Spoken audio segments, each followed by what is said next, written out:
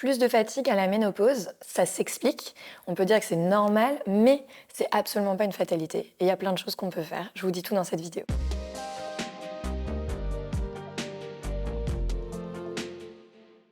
Je m'appelle Alexia Cornu, je suis coach et experte en physiologie de la femme. J'accompagne depuis 2010 à travers des programmes et aujourd'hui, on va parler de la fatigue, spécifiquement la fatigue plus importante en périménopause et en ménopause, qui s'explique par la diminution des oestrogènes et tous les bouleversements hormonaux qui sont en train de se passer dans le corps de la femme. De plus, en périménopause, il y a un dérèglement des sécrétions de cortisol. Cortisol, c'est une hormone qui est très connue parce que c'est l'hormone du stress, mais il faut savoir que le cortisol est également sécrété dans le corps le matin au réveil pour réveiller le corps et lui donner de l'énergie. Donc cette hormone du stress qui est connue parce que à la base elle est sécrétée quand il y a un danger et que on a besoin de fuir, permet de donner de l'énergie au corps pour justement fuir.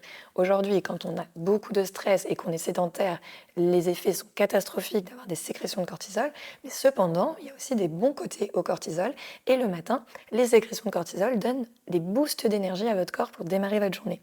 Cependant, ces boosts de cortisol, eh bien, ils sont déréglés par les dérèglements hormonaux que subissent le corps de la femme à la ménopause. Et donc, du coup, ça a également un impact sur le niveau d'énergie. Évidemment, on ne peut pas parler non plus d'énergie sans parler sommeil. Et on sait à quel point le sommeil peut être un élément perturbé en périménopause et à la ménopause à cause des hormones et donc davantage d'anxiété. On peut avoir plus de mal à s'endormir, on peut avoir des réveils nocturnes, on peut avoir des suées nocturnes également et on peut avoir des insomnies plus fréquentes qui s'expliquent encore une fois par les hormones mais qui ne sont pas une fatalité. Enfin, le corps se modifie aussi en périménopause et à la ménopause. La masse musculaire a tendance à diminuer, on est davantage raide parce que les articulations sont moins bien soutenues par les muscles, mais également parce que la diminution des sécrétions de progestérone et d'œstrogène font qu'elles sont plus raides et qu'on a un terrain qui est plus risqué pour les inflammations. Donc on peut avoir davantage de difficultés à se mouvoir et ces douleurs et ces difficultés à se mouvoir peuvent se répercuter derrière sur une baisse de l'activité physique parce qu'on a plus de douleurs. Donc on a tendance à y aller un petit peu moins et sauf que le problème c'est que cette baisse de l'activité physique va faire qu'on va perdre encore plus de masse musculaire et surtout qu'on va avoir encore plus de douleurs et qu'on va avoir cette sensation de fatigue dans un corps qui va être plus lourd et moins tonique. Alors quelles sont les erreurs fréquentes qu'on va faire en cas de fatigue importante? Déjà la première c'est la surconsommation de café. Je vous ai fait une vidéo où je vous ai dit à quel point le café était l'aliment ennemi numéro 1 de la ménopause. Je vous conseille d'aller la voir si vous consommez beaucoup de café. En plus d'avoir un impact sur plein de symptômes de la ménopause, ça va également fatiguer vos surrénales et vos surrénales vont du coup être en lien direct avec votre niveau d'énergie global. Le risque aussi, c'est d'avoir tendance, parce on prend du poids en périménopause, ménopause, à se dire je vais diminuer mes apports énergétiques et on va diminuer l'apport en macronutriments. Les macronutriments qui sont essentiels, ce sont les lipides, les glucides et les protéines pour avoir un bon maintien de l'énergie. Et donc si on commence à faire des régimes restrictifs en se disant j'ai peur de prendre du gras, donc je vais manger beaucoup moins, mais du coup vous mangez moins, vous avez moins d'énergie, vous avez moins d'apport en protéines, vous perdez de la masse musculaire et en fait c'est le chien qui se mord la queue et vous êtes dans un cercle vicieux qui va faire que vous tirez vers le bas, alors qu'il va falloir à l'inverse faire plus attention à la qualité des macronutriments que vous mangez et ne surtout pas manger moins qualitativement de macronutriments pour permettre de maintenir un niveau d'énergie élevé. Et sachez aussi que l'excès de stress et le manque de récupération va avoir un impact aussi du coup sur votre niveau de fatigue global. Donc c'est très important si vous êtes sujette par exemple à beaucoup de stress de mettre en place des petites pauses pendant la journée. Donc par exemple le matin à 8h, à midi et à 17h, de faire des petites pauses de 5 minutes pour respirer en pleine conscience parce que ça va avoir un impact aussi direct sur votre stress et vous permettre du coup de récupérer, même si c'est que 5 minutes. Ces 5 minutes-là dédiées à la respiration en pleine conscience vont vous redonner un petit coup de boost d'énergie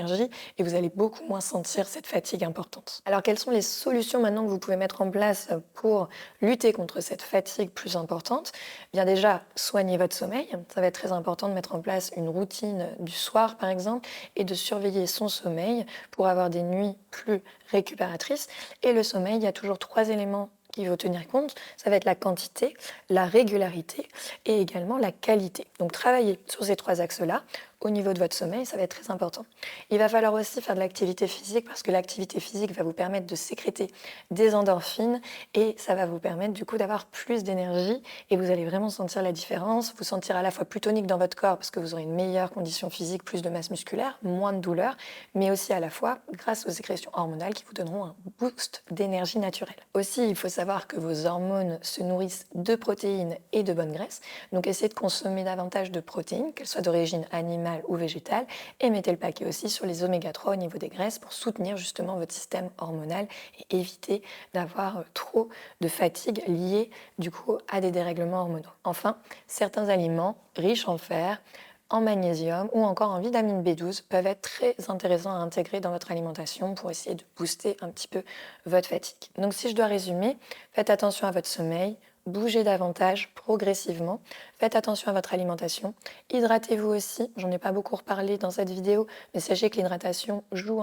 directement sur votre niveau de fatigue, 3% de déshydratation, 30% de performance physique et cognitive en moins, donc hydratez-vous bien. Trop souvent, vous pensez que vous avez faim parce que votre cerveau a un coup de fatigue et finalement, en vous hydratant davantage, eh bien, vous redonnez de l'énergie à votre corps et vous vous rendez compte que ce n'était pas vraiment de la faim, c'était plutôt de la déshydratation.